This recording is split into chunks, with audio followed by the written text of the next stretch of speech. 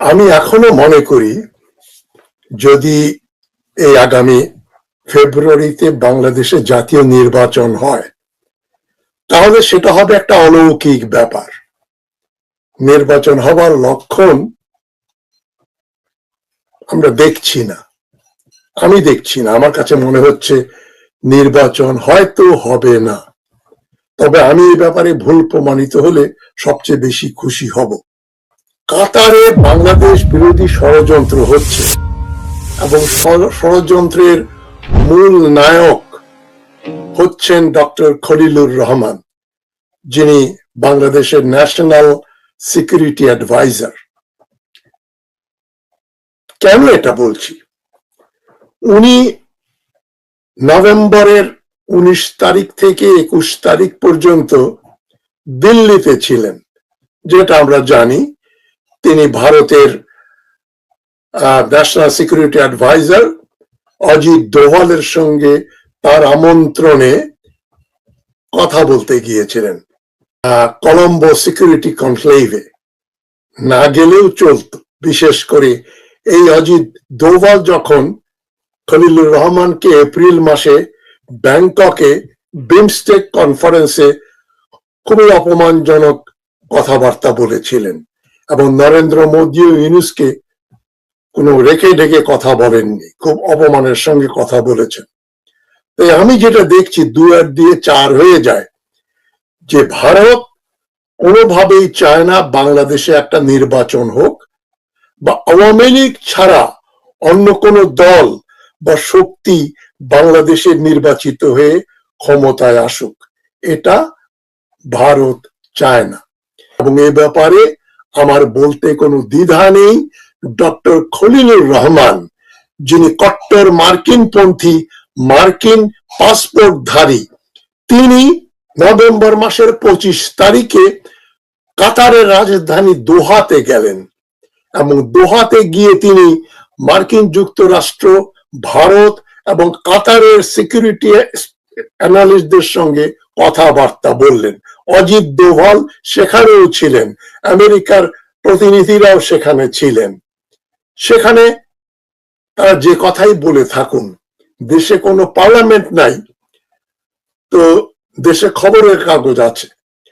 সংবাদপত্রে 26 তারিখেই ডক্টর খলিলুর রহমানের উচিত ছিল উনি কেন দোহাতে গেলেন, কার কার সঙ্গে দেখা করলেন, কি কি আলাপ আলোচনা হলো, এটা আমরা ভিন্ন মাধ্যমে জানতে পারছি। কেন?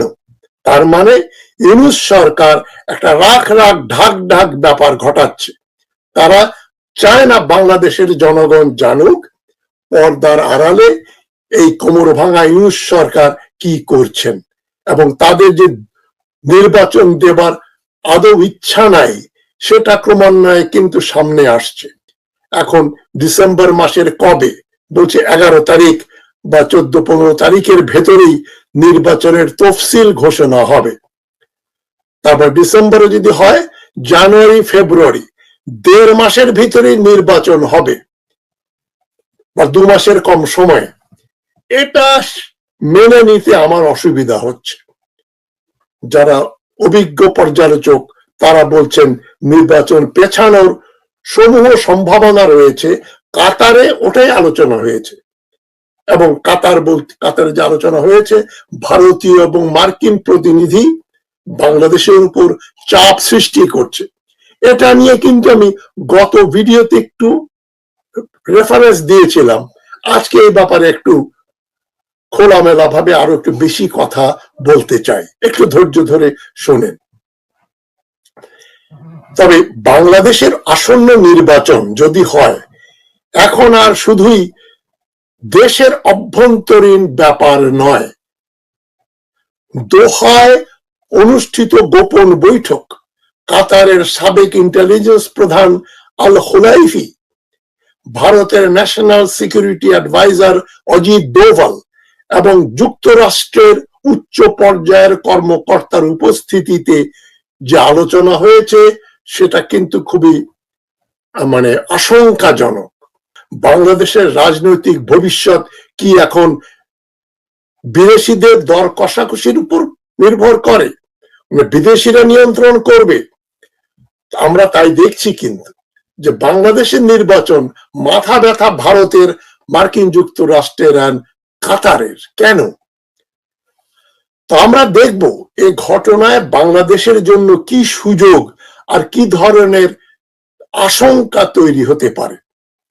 প্রথমে দেখা যাক দোহা বৈঠকে কি হলো। 25শে নভেম্বর দোহার একটি হাই লেভেল মিটিং এ আলোচনা হয় আওয়ামী লীগ নির্বাচনে অংশগ্রহণ করবে কিনা সেই ব্যাপারে। বাংলাদেশের গণধিকৃত ফ্যাসিস্ট পার্টি আওয়ামী লীগ, তাদের সঙ্গে বাংলাদেশ কি ব্যবহার করবে, সে দল থাকবে কি থাকবে না, তারা নির্বাচনে অংশগ্রহণ করবে কি না, করবে কি করবে না, সেই মাথা ব্যথা ভারত বা আমেরিকার বা কাতারের কেন? সেটা আমাদের মাথা ব্যথা, আমরা দেখব তারা কেন আগ্রহী। আর সবচাইতে গুরুত্বপূর্ণ প্রশ্ন হচ্ছে ডক্টর খলিলুর রহমান কেন চেপে গেলেন? 25 তারিখে হয়েছে, আজ 2 তারিখ, 7 দিন হয়ে গেল, কোন খবরের কাগজে কোন স্টেটমেন্ট আসলো না পররাষ্ট্র মন্ত্রণালয়ের। কারণটা কি? তো এখন কাতার কেন ইন্টারেস্টেড?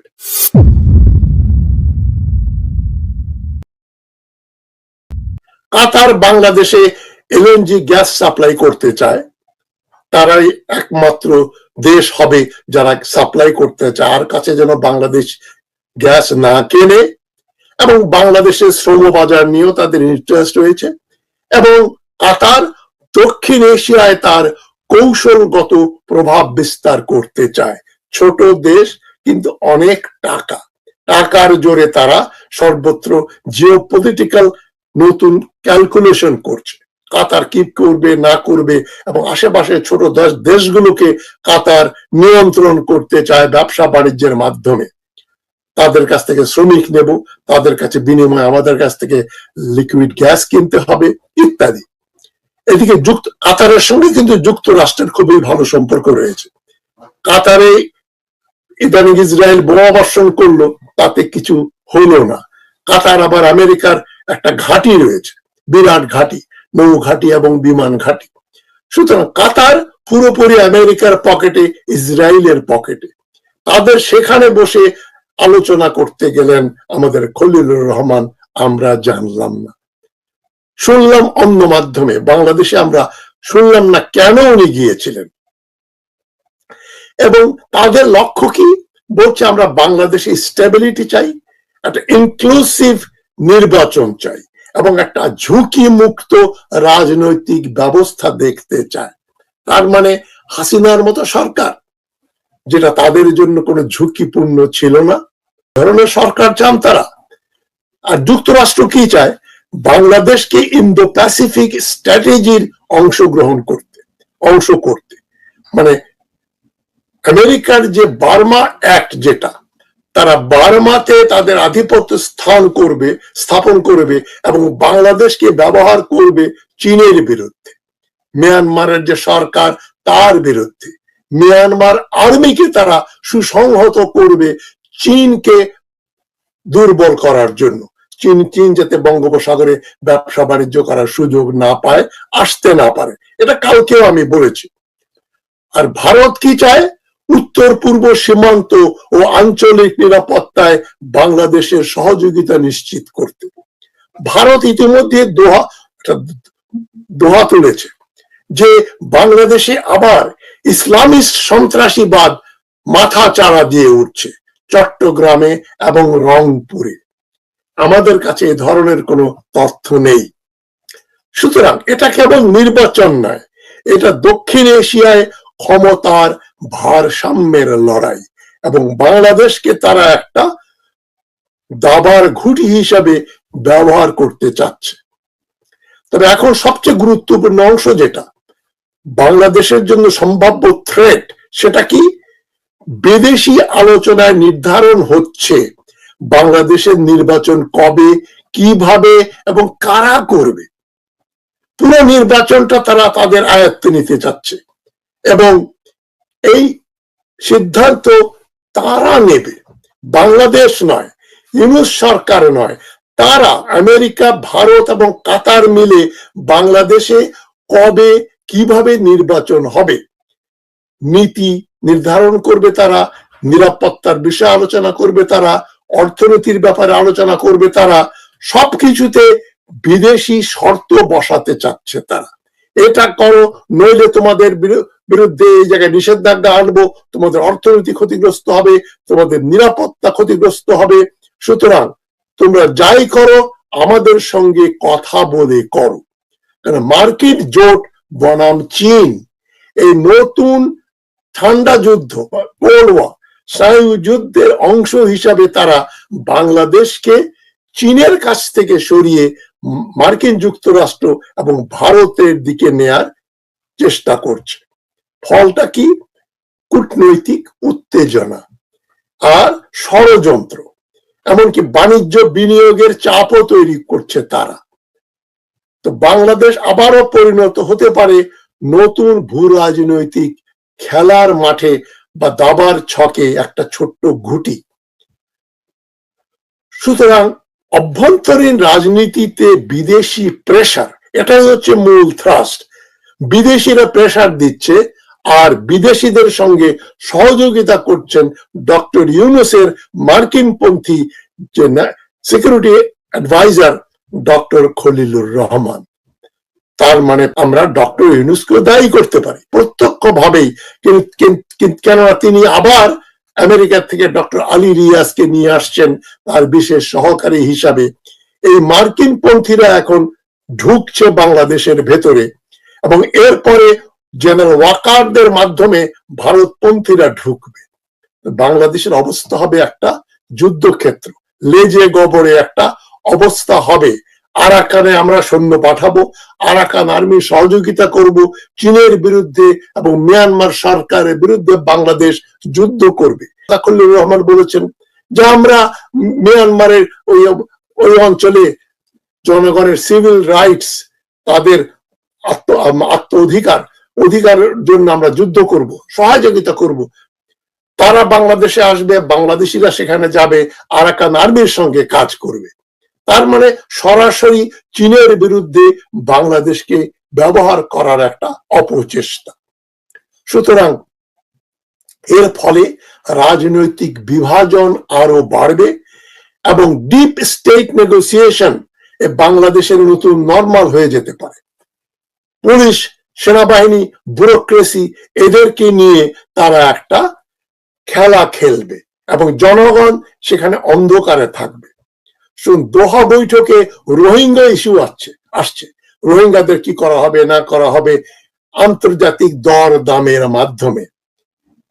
এটা ভবিষ্যতে আমাদের সীমান্ত পরিস্থিতিকে আরো উত্তেজিত, আরো নাজুক অবস্থায় ফেলবে। সুতরাং তারা একটা অর্থনৈতিক নির্ভরতার ফাঁদ ফেলছে বাংলাদেশের জন্য এবং বিদেশি শক্তির নির্বাচনে ভূমিকা নিলে আইএমএফ, ওয়ার্ল্ড ব্যাংক, পশ্চিমা ট্রেড ডিল সবকিছু হয়ে যেতে পারে শর্ত সাপেক্ষ। আইএমএফ তখন বলবে এইটা করলে আমরা লোন দিব, এইভাবে নির্বাচন হলে আমরা এটা করব।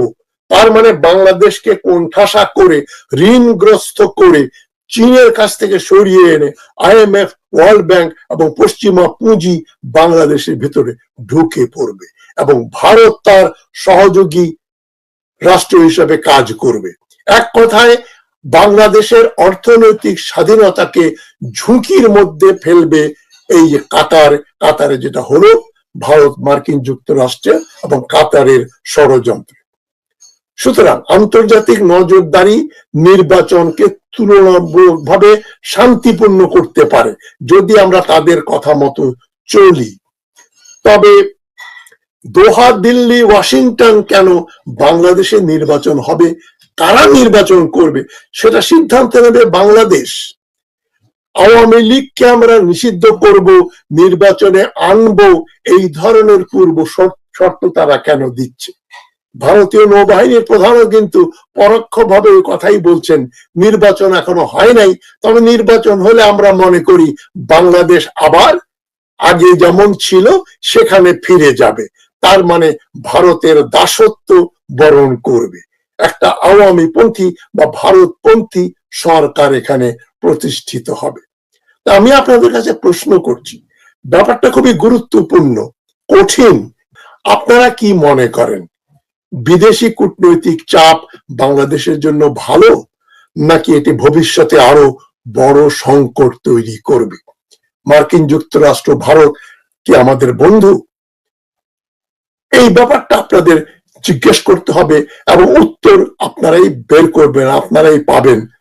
তো সুতরাং কমেন্টে জানান আপনারা কি মনে করেন। আমরা কিন্তু একটা গভীর ষড়যন্ত্রের মাঝখানে রয়েছি।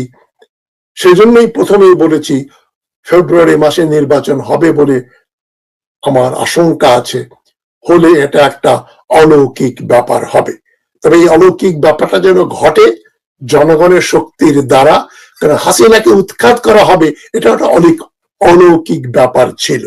আমি মনে করি তারেক রহমান যেন দেশে আসতে পারেন, সুষ্ঠু নির্বাচন হয় এবং দেশে প্রকৃত গণতন্ত্র প্রতিষ্ঠিত হয়। আমি এখনো কোন দল কানা নই, তবে আমি বিএনপিকে সমর্থন করি এই জন্য অন্ধভাবে সমর্থন করতে হচ্ছে, কেননা কোনো অল্টারনেটিভ পার্টি, কোনো অল্টারনেটিভ দল বা শক্তি বা নেতৃত্ব আমি দেখতে পাচ্ছি না যারা বাংলাদেশকে একটা গণতান্ত্রিক স্বনির্ভর দেশ হিসাবে এগিয়ে নিয়ে যাবে। আপনাদের চিন্তা করার অনুরোধ জানিয়ে আজকের কথা এখানে শেষ করছি।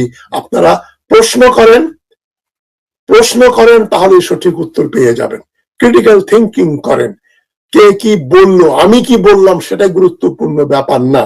আমি যা বললাম, does it make any sense, এটা আপনারাই প্রশ্ন করেন। যে তাজ হাসমি যেটা বললেন এটা কি সত্য নাকি আজগুবি কথা, কেন আজগুবি বা কেন সত্য, এইভাবে আপনারা কিছু প্রশ্ন করেন, নিজেরাই আপনারা উত্তর পেয়ে যাবেন। ভালো থাকবেন সবাই। বাংলাদেশ দীর্ঘজীবী হোক, আমাদের বিপ্লব যেন হারিয়ে না যায় এই কামনা করে আজকের কথা এখানে শেষ করছি।